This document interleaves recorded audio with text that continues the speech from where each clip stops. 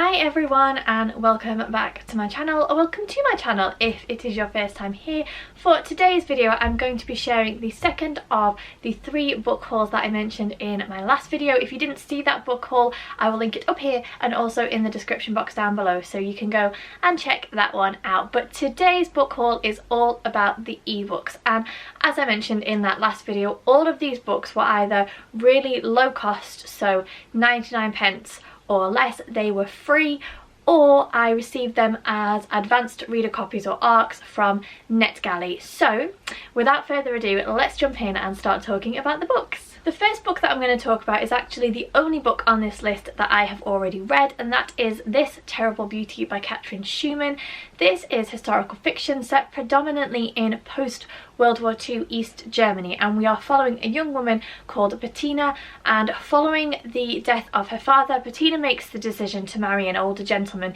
This man works in local government, and as the story progresses he kind of works his way up the ranks and ends up being involved in the secret police. Meanwhile, Bettina meets and falls in love with an idealistic young man. They are discovered in their affair, and the story kind of goes from there. We are also following a later timeline, which is 10 years later, and Bettina is now living in Chicago and she is living with the choices that she has made. I'll talk more about this book in my May wrap-up, but I didn't love it. I thought that it was good. It was fast-paced. Certainly post-World War II East Germany is not something that I have read a ton about, so I thought that that side of it was really interesting. The actual Bettina storyline I thought was a little bit lacking, but yeah, overall a good book and definitely a good one to kick this list off with. Next up we have Dear Edward by Anne Napolitano. This is a coming-of-age contemporary about a 12-year-old boy who is the sole survivor of a plane crash, and we are following his story in the aftermath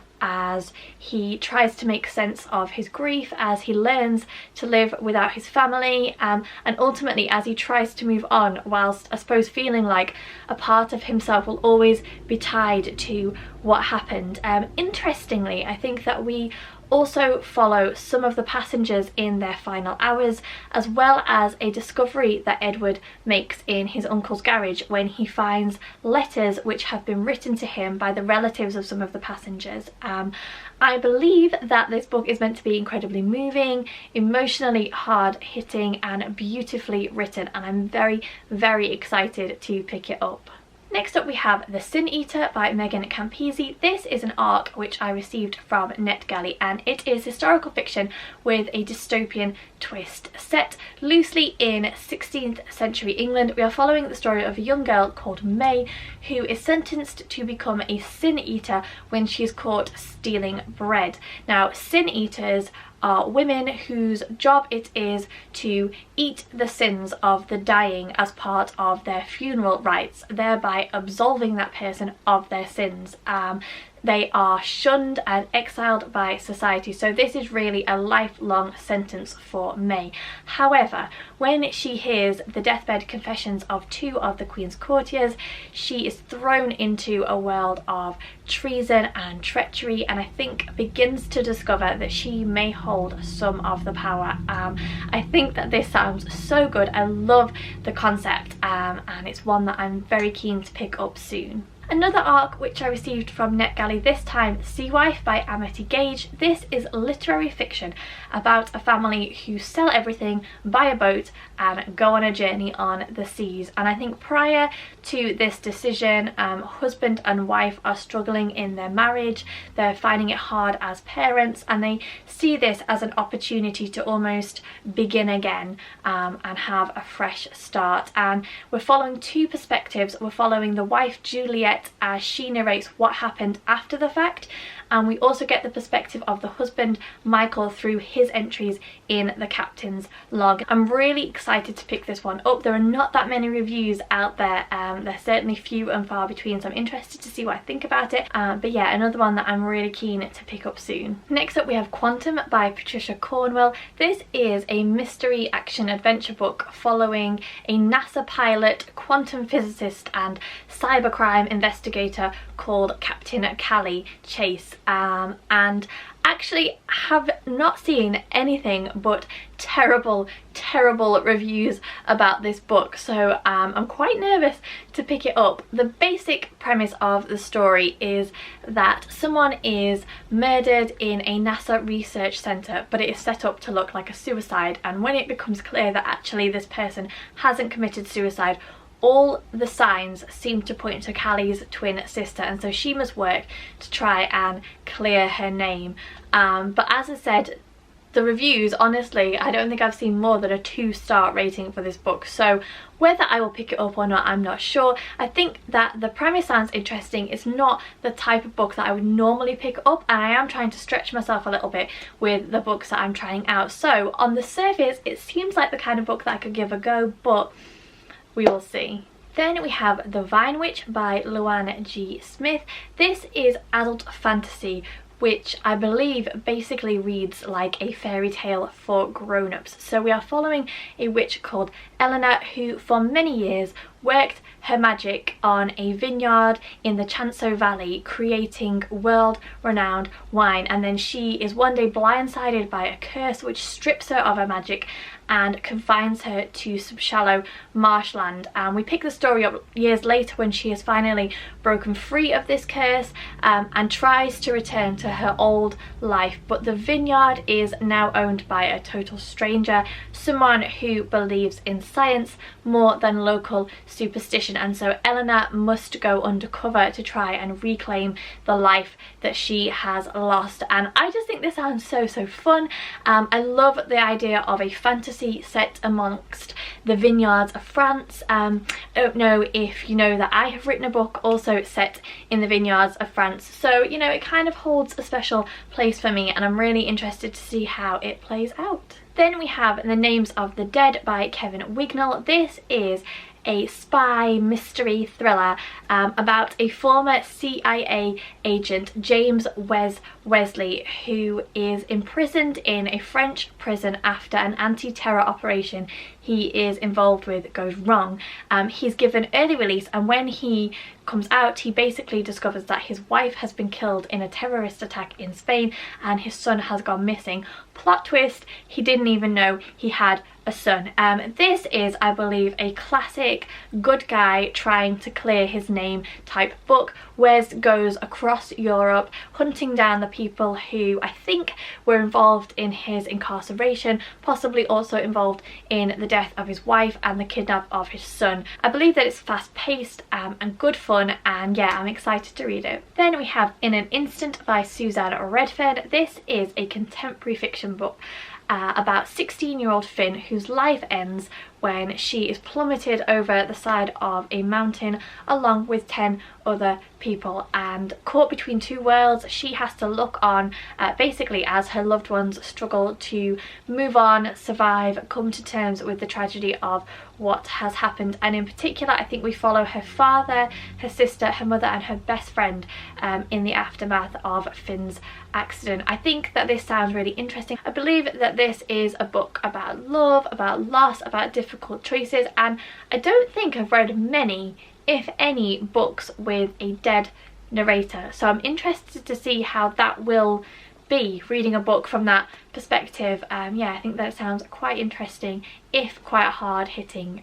So yeah, another one to add to the list. Then we have a book which I am very excited about. I don't know if I mentioned it in my book haul, but certainly in one of my recent videos I mentioned that I'm on a bit of a science fiction kick following my reading of Ready Player One, which I absolutely adored. So this is A Girl from Nowhere by James Maxwell. It is the first book in a trilogy set in a scorched and ruined world, and we are predominantly following two characters. We have Tae-min, who at the beginning of the book is an 11-year-old boy. He is also a cripple and he is living with his aunt, and he one day comes home and discovers his aunt has been killed, and he is forced on a journey of revenge. We are also following the story of a mystic called Selena, and Selena and Taemin's paths basically cross and they journey on together. This is meant to be fast-paced, political, interesting and predominantly character driven, which I absolutely love the sound of. I just think that this sounds so much fun. I cannot wait to read it. I really hope that it is as good as I'm imagining it will be, and obviously keeping my expectations low, because going into a book with high expectations never pays off, does it? But oh, it just sounds so good. I am really excited to pick it up. Then we have another book which on the surface of it sounds like it will be right up my street, but just recently I have been burned by this type of book, going in with high expectations and then it just falling flat. So I'm trying to keep my expectations low, but it sounds like it could be so good. So I'm talking about The Beekeeper's Promise by Fiona Valpay. This is a dual timeline story. In our first present day timeline, we have Abby, who flees to France heartbroken and takes a summer job working at Chateau Bellevue. And then we have our historical timeline, which is set in 1938, and we are following a young woman called Eliane who works as a beekeeper at Chateau Bellevue. And Eliane meets a young gentleman and falls in love, but the threat of war looms. And so when Eliane makes a decision to join the French resistance, she is tested in all kinds of ways. She must face adversity and use that to her advantage. She must find resilience from within. It has so many buzzwords and so many elements that I would look for in this type of book, and I'm really hoping that I enjoy it, because I need a good dual timeline that's not Kate Morton and that's not Lucinda Riley, and I'm hoping that this one will fit the bill. Then another arc which I received from NetGalley, we have The Midnight Library by Matt Haig. I read How to Stop Time by Matt Haig last year and really enjoyed it, so I have high hopes for this one. This is contemporary fiction and we are following the story of Nora, a woman who feels as though her life has been nothing but mistakes and regret and letting people down, and then she stumbles across the Midnight Library, and the books within the library give Nora the opportunity to basically undo all of her past regrets and live her life as though everything just went the way that she wanted it to go. And I'm sure that as the story unfolds, we explore how the life that we imagine that we wanted, whether that really is the best thing for us, or something along those lines. I don't know too much about it, but the concept just sounds really fascinating. I love anything which makes you think, and something that you would automatically say, such as of course that situation that happened to me, which was awful, of course I would want to have done that differently given the chance, but really, was that the best thing that could have happened? So yeah, I love anything like that. I think it's going to be really interesting, and another one that I hope to get to pretty soon. And the final book that I'm going to share in this haul, and the only non-fiction on this list, is Underlain, 500 Years of Lies by Hayley Nolan. And this is a book which really intrigues me. I don't know if I've ever shared on the channel that I have a little bit of an obsession with Anne Boleyn, both in terms of the time period that she lived in, but also how she lived as well. And this whole idea that Anne Boleyn was this scheming seductress who stole Henry VIII away from the very pious Queen Catherine and caused this monumental rupture between state and church, and she's often depicted as the villain in history. And so I think Hayley Nolan is looking at historical evidence and seeing what history actually tells us of who Anne Boleyn was, and I think that it is going to be really fascinating. I'm very excited to read it. I did quickly look at some reviews and it doesn't have great reviews, but I'm interested to read it anyway because, as I said, I'm interested in Anne Boleyn, Henry VIII, and the whole Plantagenet part of British history is just something that I find really interesting. Ever since actually I picked up Philippa Gregory's The Other Boleyn Girl, that kind of sparked my interest in it, and I really like reading books set during that period. I think that even non-fiction wise, it's a very interesting part of our history. So yeah, I'm excited to read it. So there you go, they are all the recent ebooks that I have picked up. Do let me know if you have read any of them. Let me know if any of them sound like they should go straight to the top of my TBR. I always love to chat more with you in the comments. If you enjoyed this video, please don't forget to give it the thumbs up, subscribe to the channel if you aren't already. As always, thank you for watching and I'll see you all soon.